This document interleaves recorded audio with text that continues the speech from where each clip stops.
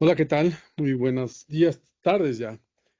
Muy bien, bueno, pues entonces ya entrando de lleno a lo que es la presentación, voy a hablarles de los umbrales de lluvia que propician deslizamiento de laderas y mapas de alertamiento. Para esta presentación quiero empezar con pues que conozcamos qué es un umbral. De acuerdo con la Real Academia de la Lengua Española, un umbral es una cantidad que puede ser mínima o máxima, que puede ser registrada por un sistema y que dependiendo de ese umbral mínimo o máximo se va a generar un efecto o va a suceder un fenómeno. Es decir, si nosotros fijamos un valor que ya sea mínimo o máximo y si este valor se cumple, entonces el fenómeno va a suceder. Eso es básicamente lo que nosotros vamos a utilizar para el caso de deslizamiento de laderas. Vamos a hablar de umbrales de lluvia que son los que pueden detonar deslizamiento de laderas según los casos que hemos documentado en Senapred a lo largo de más de 15 años. Bien, entonces, ¿qué es el alertamiento? Bueno, el alertamiento o el pronóstico es anunciar un hecho futuro o la evolución de un proceso basándose en criterios lógicos o científicos con base en el análisis de los datos de que se dispone, ¿no? Es un indicio o un conjunto de evidencias que permiten conjeturar un hecho o un suceso futuro a partir de criterios lógicos o científicos. A nivel mundial, sí hay metodologías que se aplican para poder conocer mapas de alertamiento basados en la medición de lluvias. Uno de ellos es el de la Agencia Meteorológica del Japón, que identifica los niveles de peligro en escala ascendente según el grado de humedad que va adquiriendo el suelo y la lluvia que se va registrando en tiempo real. Esta, digamos, metodología que usa la Agencia Meteorológica del Japón es bastante buena, está disponible en Internet. Si uno quisiera entrar a esta página de Internet, pueden ver en tiempo real cómo se van prendiendo polígonos en los diferentes lugares del país de Japón y estos polígonos van prendiéndose en la medida que el suelo se va saturando y que se van registrando lluvias muy importantes.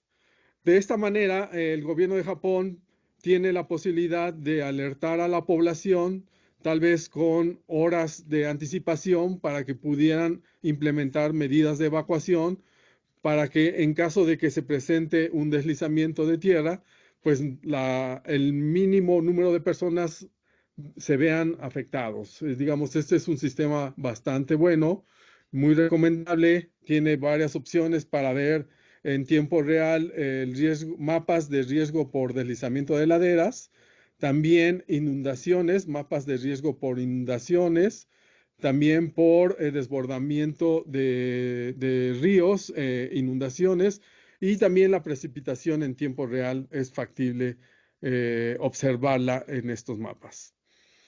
Aquí en México, por ejemplo, contamos con información del Servicio Meteorológico Nacional.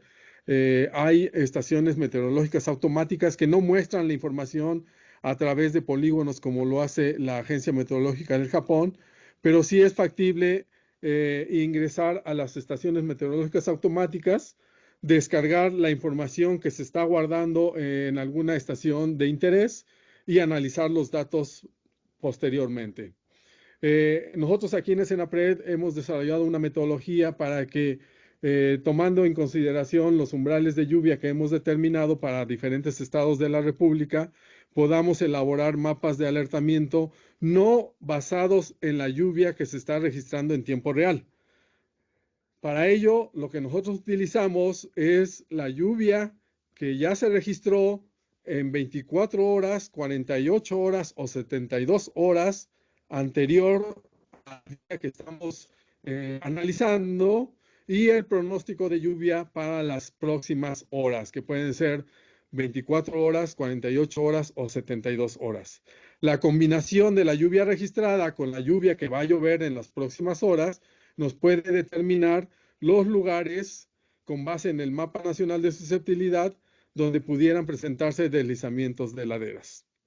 Entonces, ese es un método no tan refinado como el que tiene la Agencia Meteorológica de Japón, pero que sí nos permite aquí en México, con la información que tenemos, puesto que no tenemos nosotros en México toda la cantidad de estaciones meteorológicas automáticas que quisiéramos, son del orden de 1000 estaciones meteorológicas, pero si eso lo comparamos con el tamaño de nuestro país, pues en realidad hay una estación meteorológica, ni siquiera una estación meteorológica por cada municipio del país. Hoy en día andan más o menos en 4600 el número de municipios que tenemos en el país y apenas tenemos del orden de 1000 estaciones meteorológicas automáticas de la Comisión Nacional del Agua y del Servicio Meteorológico Nacional. Pero vamos, con la información que tenemos y con la información que hay disponible también en Internet, pues podemos generar mapas de alertamiento que se pueden distribuir a los estados y a los municipios para que ellos tomen sus propias decisiones, ya que ellos son los que conocen su territorio y simplemente nosotros les estamos ayudando a determinar qué municipios pudieran presentar deslizamiento de laderas basados en la lluvia registrada, el pronóstico de lluvia y el mapa de susceptibilidad. Otra agencia también que hace algunos años tenía en línea un sistema para la detección de zonas que pueden presentar deslizamiento de laderas era la NASA. La NASA identifica la intensidad de la lluvia global que cae en una zona o en una región y que puede detonar deslizamientos a través de imágenes de satélite basadas, digamos, en la interpretación de estas imágenes, como ya había platicado Antulio, pero en este caso, basadas en la medición y la interpretación de las nubes, de cómo están constituidas, de qué tamaño y de qué grosor son las manchas nubosas, poder estimar la lluvia que está cayendo en una región y con base en eso y un mapa de susceptibilidad que también tienen a nivel mundial, pues determinar las zonas que podrían presentar deslizamiento de laderas. Entonces, como se dan cuenta, la metodología de la Agencia Meteorológica del Japón y la metodología que tenía la NASA, pero que ya no está activa hoy en día, si uno entra, puede ver la información que se guardó durante más o menos 4 o 5 años que estuvieron haciendo esas mediciones. Pues realmente la que podemos usar hoy en día pues es la que emite el Senapred, en su caso basado también con la información que emite el Servicio Meteorológico Nacional.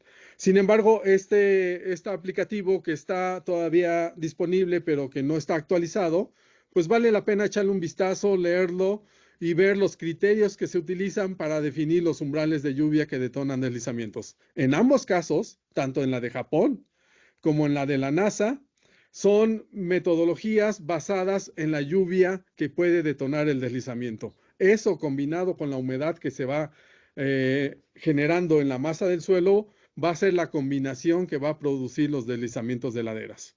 Recuerden ustedes que cuando veíamos el factor de seguridad, el factor de seguridad dependía de las fuerzas resistentes y de las fuerzas actuantes, y la lluvia tiene un efecto dual. Hace que se incrementen las fuerzas actuantes y provoca también que se reduzcan las fuerzas resistentes. Por lo tanto, actúa en en las dos variables que se analizan para determinar el factor de seguridad, tanto en el numerador como en el denominador. Entonces, si hace que el denominador aumente, entonces el factor de seguridad disminuye. Si el numerador disminuye, entonces también el factor de seguridad disminuye. Por lo tanto, el agua es la principal causa que detona deslizamiento de laderas. Eso no nos queda la menor duda. Sí es cierto que los terremotos llegan a producir deslizamientos de laderas, también los hemos documentado. En 2017, justamente, Antulio, con imágenes de satélite, hizo un análisis de zonas o áreas que hubieran presentado deslizamiento de laderas comparando imágenes de una fecha previas al terremoto y de otras imágenes posteriores al terremoto, apenas algunos días después del terremoto. De tal manera que la comparación de esas imágenes y ahora de manera automatizada puede determinar las zonas donde hubo cambios en la superficie del terreno y que entonces podrían ser deslizamientos que hubieran sido detonados en aquella ocasión por el terremoto de 2017. Entonces hay varias causas que los detonan, pero principalmente las lluvias. Hoy en día tenemos un registro en el CENAPRED del orden de 5,000 u 8,000 casos de deslizamientos. ¿Cuántos defunciones más o menos? Del orden de 3,000, registro de 3,000 personas que han fallecido por deslizamientos a lo largo de más de 20 años, ¿no? Entonces, en promedio, cada año se pierden alrededor de 30 vidas, sumando, digamos, los que suceden en diferentes regiones. Y a lo mejor Aarón va a comentar más adelante, hemos visto que en últimas fechas, en temporada de secas, que no hay tantas lluvias, muchas de las personas que han fallecido por deslizamientos o derrumbes son en excavaciones que están siendo efectuadas para drenaje y que no toman en cuenta que puede presentarse un derrumbe y las personas han quedado atrapadas en las excavaciones. Entonces, los registros que hemos tenido ahora en temporada de secas se deben principalmente a personas que han fallecido por derrumbes en obras ingenieriles. Ok, entonces, para definir cuáles son los umbrales de lluvia que detonan deslizamientos, en 2004, más o menos, 2005, el CENAPRED, a raíz del deslizamiento que sucedió en Teciutlán, en la Sierra Norte de Puebla, propuso llevar a cabo un proyecto de instrumentación geotécnica, sísmica y pluvial en una ladera en la Sierra Norte del estado de Puebla, en el municipio de Teciutlán. En ese deslizamiento se murieron 110 personas por una lluvia muy intensa. Fueron 10 días de lluvia continua, en donde afortunadamente se tenía una estación meteorológica automática, EMA, del Servicio Meteorológico Nacional, que pudo aportar información de cómo estuvo originándose la lluvia a lo largo de esos 10 días. Esa estación meteorológica automática también tenía datos de lluvia horaria. La verdad es que fue una coincidencia bastante tenido registros de lluvia, en este caso gracias al trabajo que desarrolla el Servicio Meteorológico Nacional. Y con esa información, pues queríamos ver en terrenos como este, donde ustedes pueden ver aquí del lado izquierdo, es un material muy chicloso, digámoslo de esa manera, un material en el cual el agua hace que se reblandezca y que pueda presentar deslizamiento de laderas. Para eso propusimos colocar sensores que van enterrados a diferentes profundidades dentro de la masa del suelo. También una estación meteorológica, como ustedes la pueden ver aquí. Todos estos equipos que están aquí, que fueron instalados, se calibraron aquí en el laboratorio que tenemos en el CENAPRED para conocer que la variable que iban a medir fuera realmente la que estaba sucediendo en ese momento. Para ello, metíamos los sensores en una cámara triaxial, lo saturábamos y le metíamos presión a la cámara teraxial que nosotros conocíamos y veíamos si el sensor nos daba esa información que nosotros previamente habíamos determinado. Entonces, con esa información fuimos a campo, colocamos los instrumentos, tenemos todo un sistema de adquisición de datos. Bueno, teníamos, porque hoy en la actualidad lamento decirles que ya no tenemos este proyecto. Sufrimos de vandalismo hace un par de años y tuvimos que retirar los equipos que restaban. Pero afortunadamente este proyecto estuvo funcionando por más de 10 años. Nos permitió obtener información que ahorita les voy a mostrar, que nos sirvió para definir los umbrales de lluvia que detonan deslizamientos.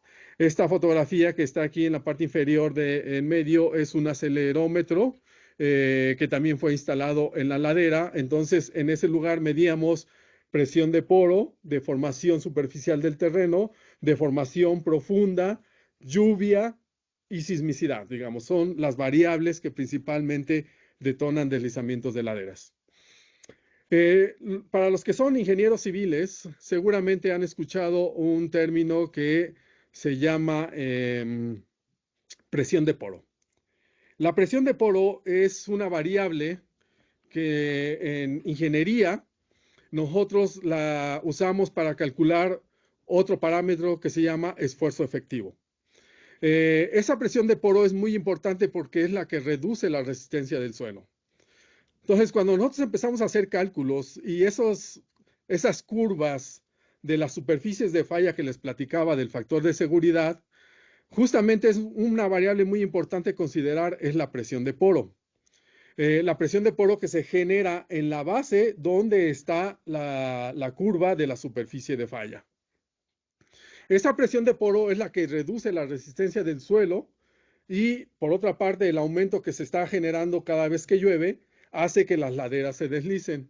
Entonces, nos surgió una pregunta en el CENAPRED acerca de cómo era la presión de poro que hacía que se detonara el deslizamiento. En principio teníamos la idea sabíamos que la lluvia era la causante del deslizamiento, pero la lluvia también era la causante de que incrementara la presión de poro. Por eso decidimos colocar sensores a diferentes profundidades para ir midiendo cómo el agua que cae en la superficie se va transminando por los poros del suelo y va llegando a la potencial superficie de falla. Eso es lo que queríamos ver, cómo era la relación de la lluvia con el incremento de poro, de la presión de poro y el deslizamiento de laderas. Con estos instrumentos colocados en la ladera, como se ve aquí, esta es la ladera que instrumentamos.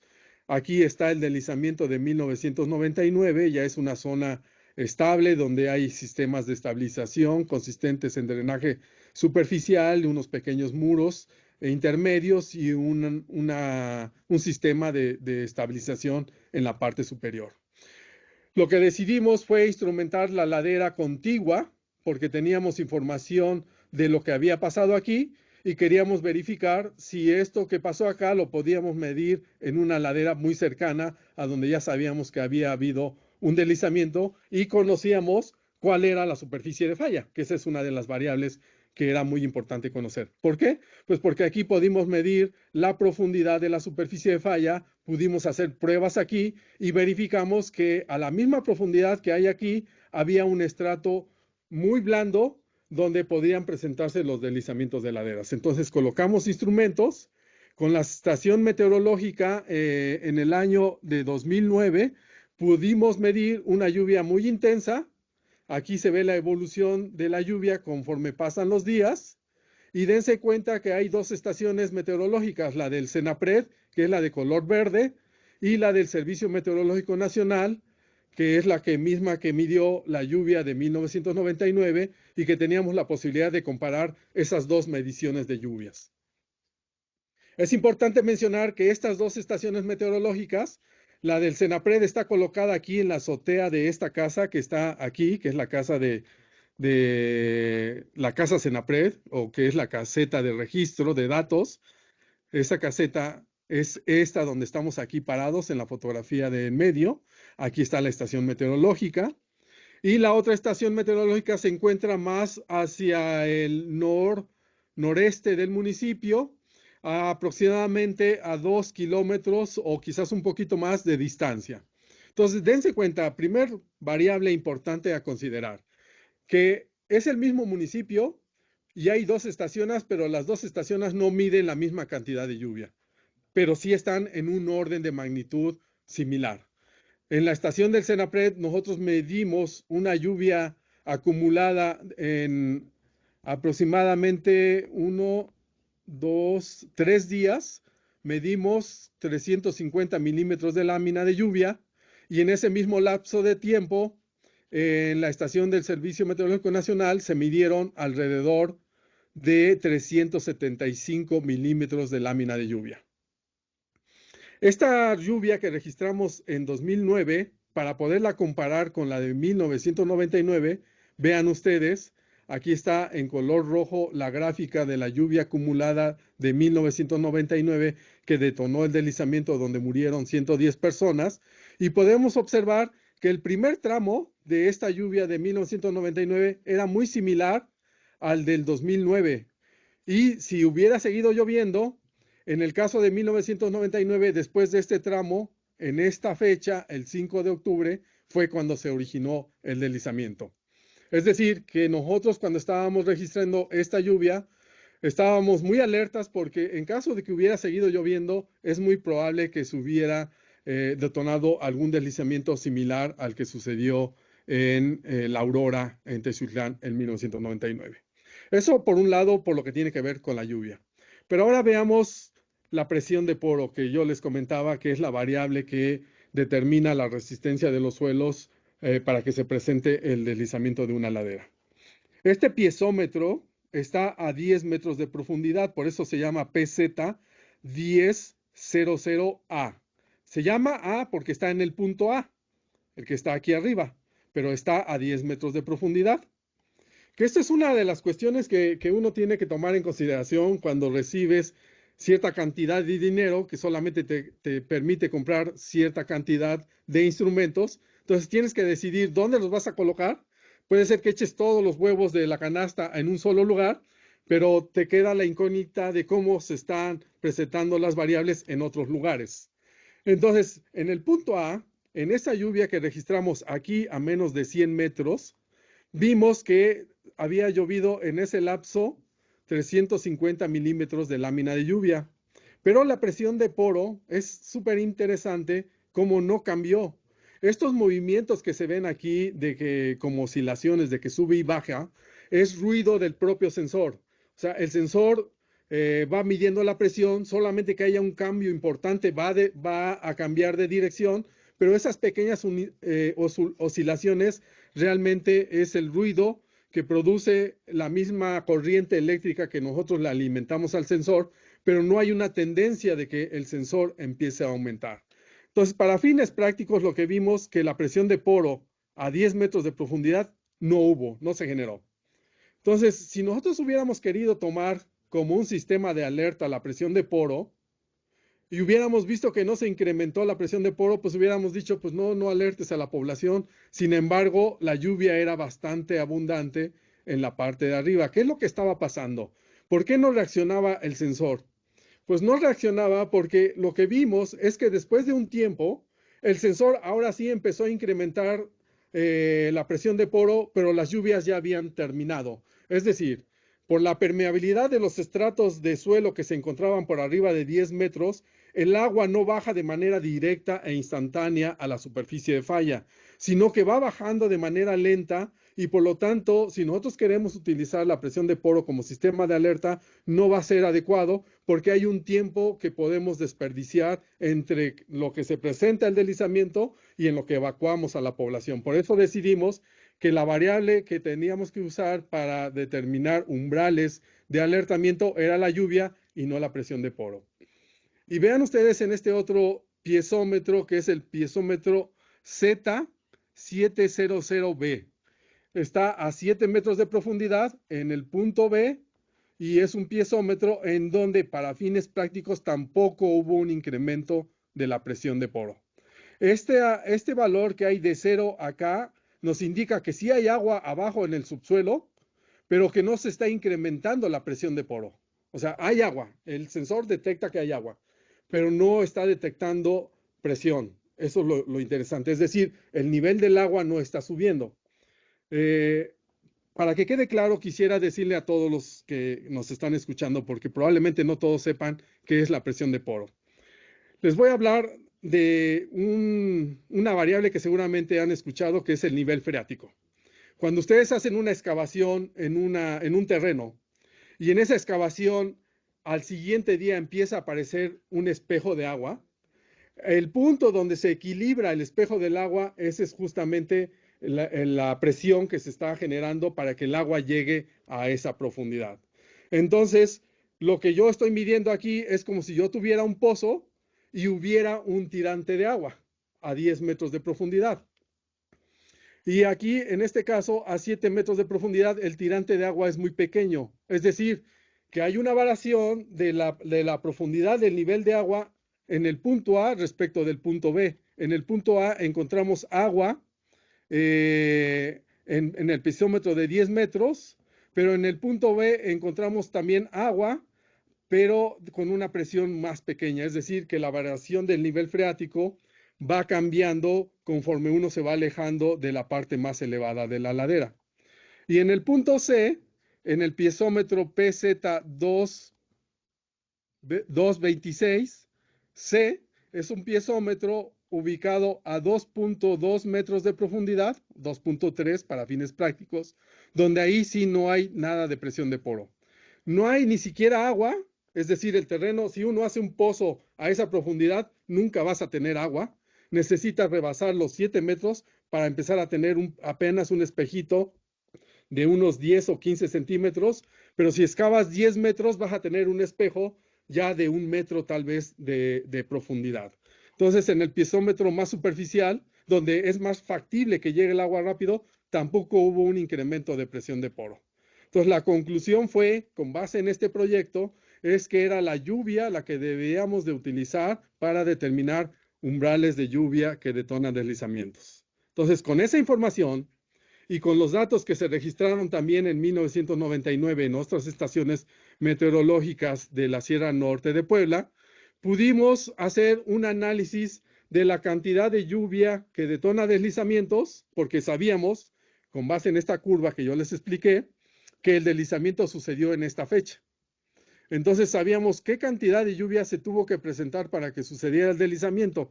Y como teníamos otras estaciones meteorológicas en otros municipios del estado de Puebla, pues pudimos saber en qué puntos se presentaron los deslizamientos de laderas en esos otros lugares. Entonces, lo que hicimos aquí en el Senapred, ya con toda esa información del proyecto de instrumentación, más lo que habíamos registrado en 1999, en este caso en una publicación de la doctora Iracema Alcántara, se nos ocurrieron muchas cosas. Como sabíamos primero que no era la presión de poro la que íbamos a utilizar como sistema de alerta, entonces, ¿cuál es la cantidad de lluvia que íbamos a utilizar para alertar a la población? ¿Por qué la pregunta de cuál es la cantidad de lluvia? Si yo les dije que aquí sucedió el deslizamiento, lo que no les comenté es que en este tramo de lluvia ya había empezado a haber deslizamientos en el municipio de Teciutlán, en otras colonias. Hubo muchos deslizamientos, hubo en la colonia Siete Sabios, en la colonia La Aurora, en otras colonias que ahorita no recuerdo los nombres, pero fueron muchos deslizamientos los que sucedieron. Entonces, el deslizamiento más grande fue el que sucedió en este lapso, pero hubo otros deslizamientos previamente que habían sucedido.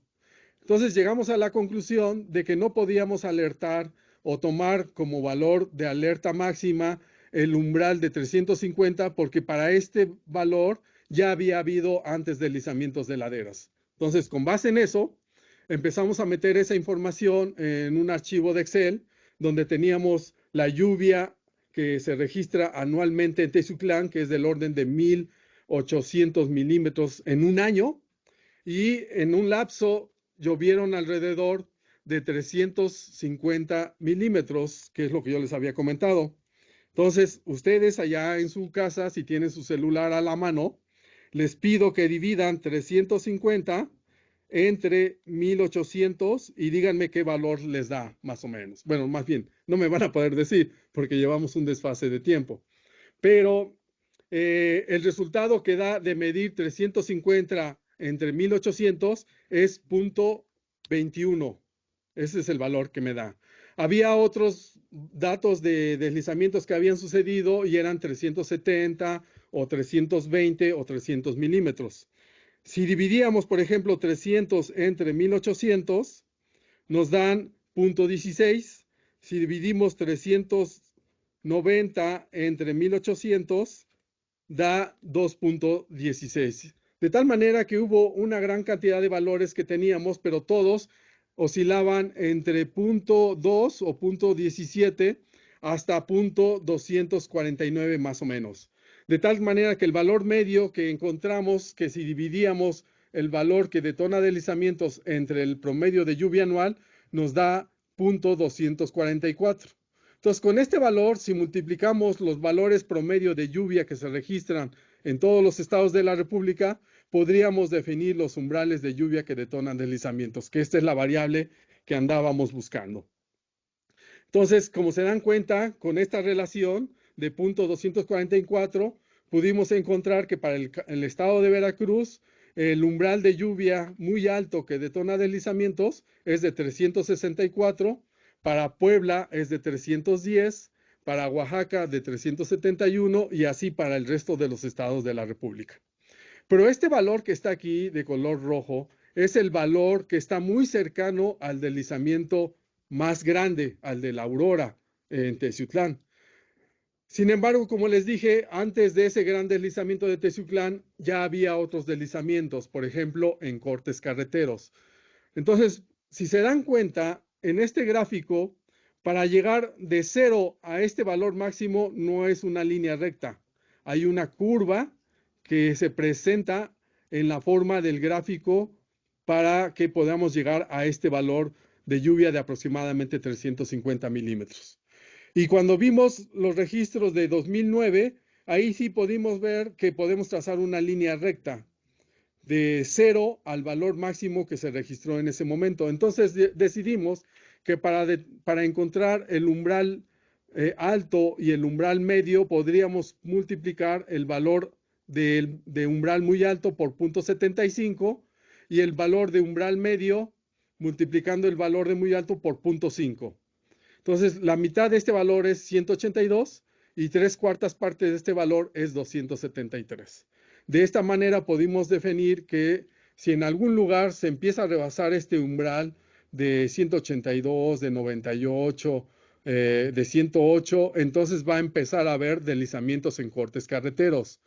Cuando se rebasa este umbral, es posible que empiece a haber deslizamientos más grandes y que aumente el número de deslizamientos en cortes carreteros. Pero si rebasamos este umbral, entonces ya es factible que se presenten deslizamientos muy grandes que puedan ser catastróficos y que puedan ocasionar la pérdida de vidas humanas. Y esa es la forma en que nosotros decidimos determinar los umbrales de lluvia para diferentes estados de la República. Aquí lo que hicimos en este gráfico es empatar las lluvias de 2009 con la de 1999 y vean ustedes que incluso son parecidas y que ya estábamos en un umbral arriba del umbral que ocasionó deslizamientos en 1999. Por eso es que optamos por seleccionar el umbral de 350 y no el umbral que está aquí, que es del orden de 630 milímetros de lámina de lluvia, porque para este valor ya había sucedido el deslizamiento en la Aurora. Por eso nos fuimos al valor previo antes de llegar a este valor máximo que fue el que detonó el deslizamiento de la Aurora. Entonces, la combinación de esos umbrales de lluvia con el mapa de susceptibilidad que hemos elaborado en el CENAPRED nos permite sobreponer los pronósticos de lluvia, la lluvia registrada y poder saber en qué municipios pudieran presentarse deslizamientos de laderas. Ahora, aquí es bien importante mencionar que va a ser muy difícil decir que el deslizamiento va a suceder en el kilómetro 120 de la carretera México-Huauchinango, porque ya es un dato muy puntual que no podemos llegar a ese nivel de precisión. En primer lugar, porque nos estamos basando en modelos regionales que proporcionan la lluvia que puede caer en próximas 24 horas y el mapa de susceptibilidad que también tiene cierto grado de incertidumbre, pero que permite identificar las zonas que son más propensas a deslizamientos. Entonces, este es un ejemplo de cómo nosotros hacemos la combinación de estos mapas. Aquí para un ejemplo de 2020, el 3 de junio de 2020, observamos la lluvia que había caído del 28 de mayo al 1 de junio y vimos los pronósticos de lluvia del 3 al 4 de junio que están plasmados aquí en estos mapitas. Estas imágenes que están aquí son imágenes que están gratuitas y están disponibles en ciertas páginas de internet. En este caso, nosotros utilizamos el Meteorologics, que es una página de internet. Se las vamos a dar para que también ustedes puedan consultar la lluvia, cómo se está distribuyendo en el momento en que aparecen ciclones tropicales, ya sea en el Pacífico o en el Golfo de México, en el Atlántico. Y esas nubosidades se van moviendo y van dejando lluvia en diferentes regiones del país. Si nosotros georreferencias que están disponibles en Internet, los sobreponemos al mapa de susceptibilidad y los comparamos con las lluvias que ya se han registrado en días previos, pues entonces la combinación de estos valores nos va a decir en qué zonas se van a rebasar los umbrales de lluvia que previamente ya habíamos determinado. Aquí ya están los polígonos que efectuamos, tanto de la lluvia registrada, que son lluvias registradas en 5 días. Este es el polígono de lluvias de 100 días. Y aquí está el polígono de lluvias de 300 días. Y los otros polígonos que se observan aquí son los polígonos de las lluvias pronosticadas, que son estos que están acá. Los primeros polígonos que vimos, estos de color rojo y de color azul, son de la lluvia registrada, corresponden a este mapa, y los otros polígonos corresponden a las otras imágenes. Entonces vean ustedes cómo en algunas zonas va a llover, donde ya llovió por lo menos 100 milímetros, y este intervalo que está aquí pintado de color rojo dice que va a llover más de 250 milímetros en 24 horas, y ya llovieron 100 milímetros. Esto quiere decir que en ese lugar tenemos que revisar si el umbral es de más de 300 milímetros, porque si es de ese valor, se va a rebasar el umbral de lluvia que detona deslizamientos. Aquí, en este caso, va a haber un cruce de 250 con 100 que ya habían caído en días previos. Por lo tanto, es factible que aquí es donde se va a presentar un deslizamiento de ladera. Y aquí en este lugar, es en el estado de Chiapas, no hay lluvias previas, es decir, hay lluvias, pero que no rebasan ni siquiera los 100 milímetros de lámina de lluvia, pero hay pronósticos de que se puedan presentar 250 milímetros de lámina de lluvia. Entonces, lo que nosotros esperamos es que si esto sucede, es posible que empiece a haber deslizamientos en cortes carreteros en estos manchones que se ven aquí, que son de la lluvia pronosticada. Aquí están lluvias de 90 a 150, que son estas que están acá, y también estas de color claro. Luego las lluvias de 150 a 250, que son las de color rosa, y las lluvias de mayores a 250 milímetros, que son las más oscuras que se ven aquí en el mapa. Aquí en esta zona, pues no nos preocupa tanto porque sabemos que el terreno en la península de Yucatán es relativamente plano, no tenemos problemas de deslizamientos de laderas, por eso es que solo nos enfocamos a estudiar esta zona montañosa, que es la zona donde se ubican el sur del estado de Tabasco y el norte del estado de Chiapas. Esto que les estoy mostrando aquí es un ejemplo de una nota de alertamiento que nosotros hacemos en el CENAPRED y que las enviamos a todos los estados de la República, y que los estados al recibirla la deberían de compartir con todos sus municipios para decirles o alertarles de dónde pudieran presentarse deslizamiento de laderas, por lo menos en qué municipios. Una vez que el municipio sepa que en su municipio va a llover y que pueden presentarse deslizamientos, es muy probable que ellos, con el conocimiento de su territorio, puedan decidir qué colonias o qué viviendas tienen que ser evacuadas antes de que se presenten los grandes deslizamientos. Esta es la otra parte de la nota que hacemos. Les damos ligas donde se puede verificar la información que estamos plasmando en los mapas. En algunos casos es factible colocar los incendios forestales que están sucediendo y que también se están registrando por otras instancias de la Semarnat, en donde la combinación de la lluvia en zonas que han sido sujetas a incendios forestales, como ya lo explicó hace un rato Antulio, puede ser que produzcan deslizamientos como el de San Gabriel en el 2020, si no me equivoco, en esa fecha. Bueno, ahora entonces veamos qué fue lo que realmente sucedió en campo. Esto es lo que nosotros analizamos en gabinete.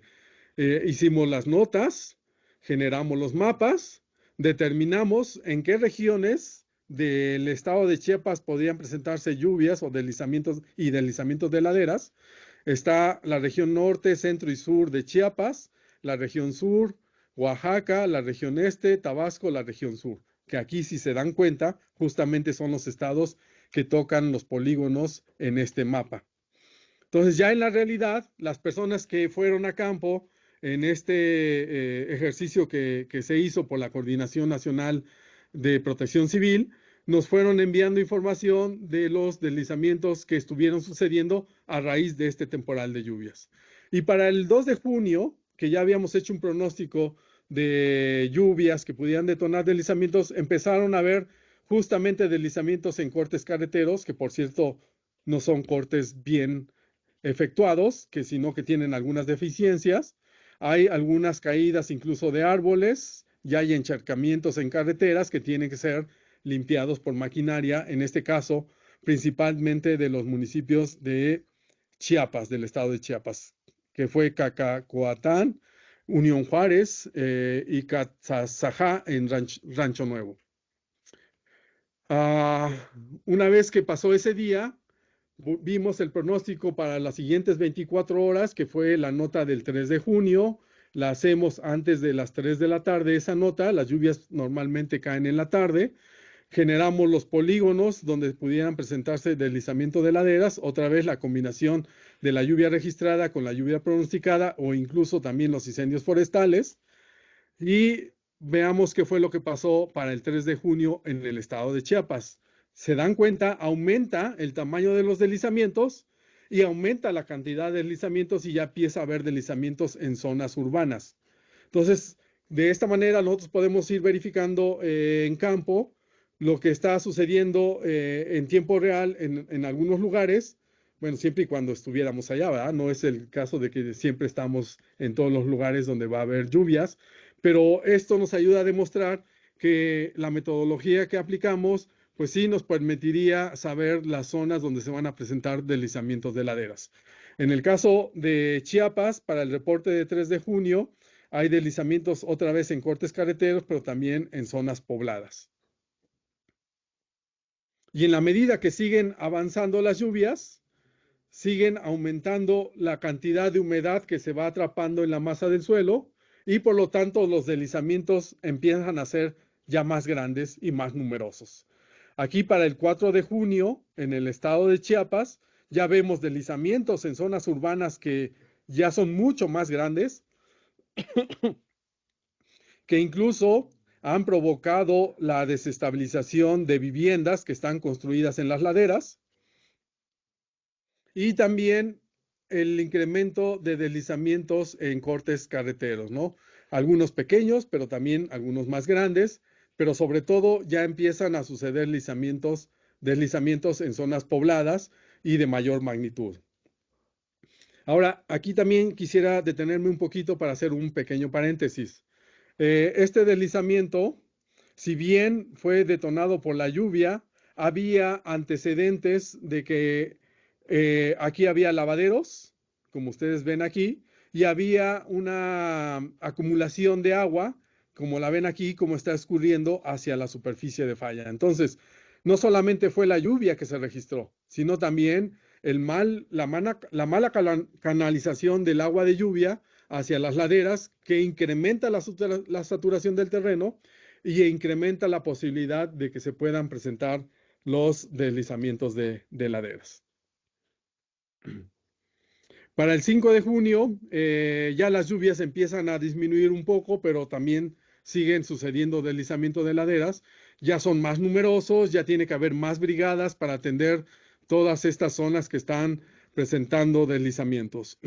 Y aquí quisiera hacer un pequeño paréntesis para mencionar que en ese año, en 2020, Antulio y yo nos tocó hacer una comisión al estado de Chiapas, andábamos por las carreteras, nos tocó estar varados en comunidades por algunos días, precisamente por los deslizamientos, pero llegamos a un municipio en el cual fuimos a hacer un análisis de cómo se había presentado un deslizamiento, porque había habido 4 personas que habían fallecido. De esas 4 personas, perdón, eran 3 personas y eran 3 niños que vivían en una vivienda de madera ubicada en la parte baja de la ladera. Nosotros llegamos a ese municipio alrededor de las 10 de la noche y buscamos al presidente municipal para que, pues para poder platicar con él, ya que habíamos recibido reportes de que había habido deslizamientos. No estaba el presidente municipal, obviamente, porque estaba sacando a las personas que habían quedado enterradas en ese deslizamiento. Estuvimos ahí esperando al presidente municipal, quien llegó alrededor de las 12 de la noche, casi la 1 de la mañana más bien. Y entonces, cuando lo vimos llegar, pues venía cubierto de lodo con todos sus colaboradores. Habían logrado sacar a las personas que habían quedado enterradas, que eran 3 niños. Entonces, le comentamos al presidente municipal que si le habían llegado las notas de alertamiento que nosotros hacemos en el Senapred. Pues obviamente él nos dijo que no. Y para nosotros fue muy evidente que si ellos hubieran evacuado de manera preventiva, hubiera sido lo ideal, porque de esa manera, primero que nada, hubieran salvado vidas humanas. Es posible que las viviendas hubiera quedado destruida, pero no hubiera habido pérdida de vidas humanas.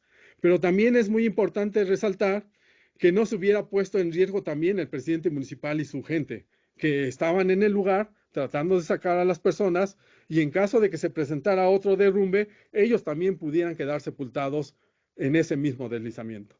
Entonces, la lección es que si tenemos información que se está generando, no solamente por el Senapred, sino también por otras instancias del gobierno, como el Servicio Meteorológico Nacional, la Comisión Nacional del Agua, la Conavio también, que genera mapas de puntos de calor, toda esta información que está disponible, si no la sabemos utilizar, pero hay alguien que sí la sabe utilizar y que la pone a disposición de la población, en este caso de las autoridades estatales y municipales, pues ojalá y pudieran hacer uso de ella y empezar a evacuar a las comunidades de manera preventiva para que no suceda lo que le estoy platicando que sucedió en ese municipio en el estado de Chiapas, donde sí realmente fue muy lamentable la pérdida de las personas, en este caso por el deslizamiento, y todo esto que puede llegar a suceder cuando personas que van a rescatar a otras personas también pueden quedar atrapadas por deslizamientos de laderas.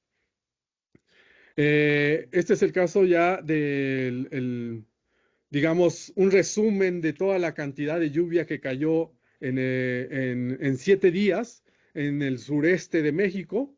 Vean ustedes aquí en este mapa, se alcanzan a ver estos valores, no está aquí el gráfico, pero estos triángulos son los puntos donde más llovió.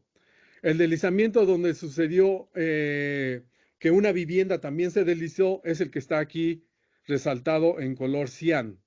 Entonces, en este lugar, por lo menos llovieron más de 350 milímetros de lámina de lluvia.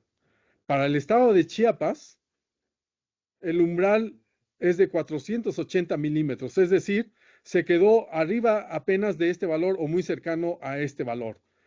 Por lo menos hubo un deslizamiento grande y es por eso que nosotros recomendamos que, pues, que le hagan caso a las notas de alertamiento que emitimos en el Senapred, que elaboramos cada vez que hay temporales de lluvia que se están presentando en el sureste de México. Bien, Entonces, esta es una vista nada más de lo que contiene la nota. Son dos cuartillas. En la primera sección está el análisis de las lluvias antecedentes, pueden ser a 5 días o a 7 días, y el pronóstico para las próximas 24 horas. Con esta información determinamos los polígonos y las regiones donde pueden haber deslizamiento de laderas, los cruzamos con los polígonos de municipios a nivel nacional y podemos sacar entonces tablas de municipios que pueden presentar deslizamientos de laderas. Entonces, toda esta información va integrada en las notas de alertamiento que emitimos en el Senapred y que están disponibles para la población. Este es otro ejemplo que fue documentado en noviembre también. Vean ustedes cómo avanzan los deslizamientos en cortes carreteros. Ya me voy a ir más rápido. Ya estamos por terminar. Aquí en el municipio de Amatán, en el estado de Chiapas, vean ustedes ya hay presencia de agrietamientos.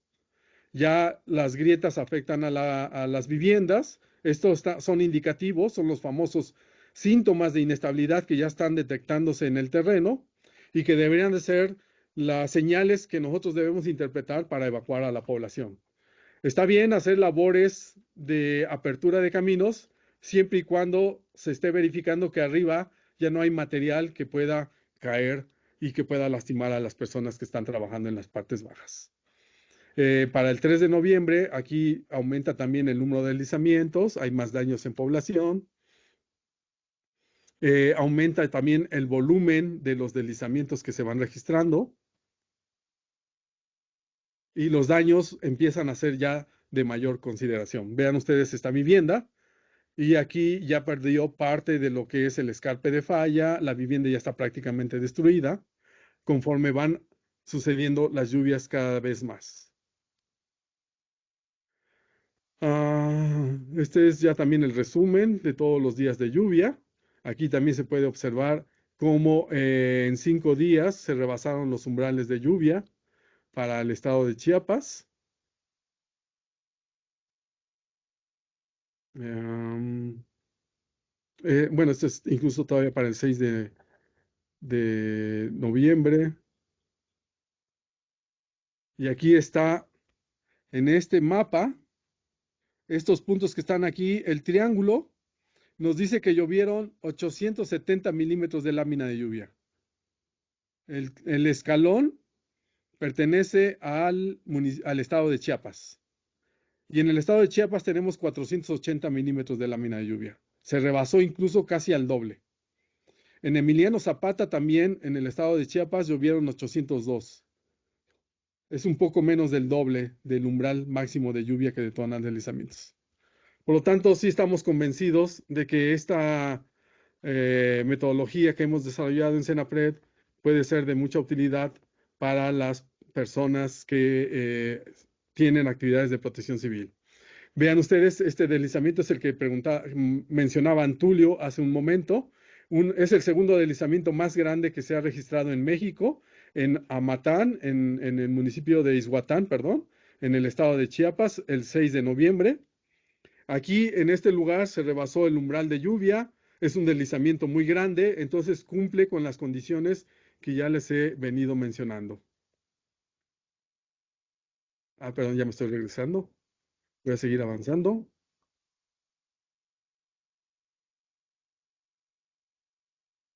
Hay otros deslizamientos que en aquella ocasión Antulio y a mí nos tocó documentar en el estado de Chiapas, estos en Ostuacán, en la localidad de Xochimilco el Viejo, también en Matzam, que es un deslizamiento muy grande. De hecho, estos deslizamientos también nos tocó documentar en campo con drones.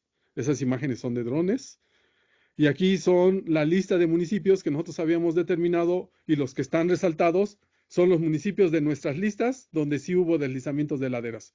No en todos hubo, pero sí en varios de ellos que nosotros habíamos determinado se presentaron deslizamientos de laderas. Bien, ya para concluir, entonces, quisiera concluir con esta pregunta, es ¿dónde es más factible que sucedan deslizamientos? Pues principalmente en caminos y cortes carreteros, así como en zonas urbanas o rurales donde se tienen flujos concentrados de agua. en zonas de alta y muy alta propensión a inestabilidad de laderas, de acuerdo con el mapa de susceptibilidad, en laderas donde existen fugas de agua, infiltración de escurrimientos, zonas agrietadas, laderas deforestadas. Y este es el deslizamiento del cual estoy platicando, donde los niñitos, vean ustedes, esta es la vivienda de mampostería, y la parte de madera es donde dormían los niños. Este deslizamiento le pegó a la vivienda de madera, los padres no se murieron, pero los niños sí fallecieron por este deslizamiento. Es un deslizamiento de 25 metros de ancho, 60 metros de largo, y el causante de todo esto fue una mala canalización de la cuneta que transmite esta agua hacia las partes bajas. Aquí la cuneta, por falta de recursos, terminó aquí y se les hizo muy fácil canalizar el agua a la ladera sin pensar que eso iba a provocar este deslizamiento donde la canaleta. Ok. La casa era de concreto, pero acá abajo es donde dormían los niños y era de madera en esta zona. No, no, porque sí, en esta zona los niños fueron arrastrados con todo el lado, pero como quiera. Lo interesante es que ahí sí, pues se combinaron varios factores, el tipo de suelo, la mala canalización de los escurrimientos pluviales y pues la tragedia a final de cuentas. Estas son las estaciones meteorológicas del Servicio Meteorológico Nacional, de las cuales todos pueden tener acceso, pueden descargar información. ¿Qué sigue? Bueno, pues hoy en día hay, como les decía, herramientas como son la inteligencia artificial que pueden ser utilizadas para hacer modelos ya automáticos, que ese es algo a lo que aspiramos en el CENAPRED para que pudiéramos hacer notas no cada 24 horas, sino tal vez cada 12 horas o cada 8 horas pudiéramos elaborar notas de alertamiento. Muchas gracias por su atención.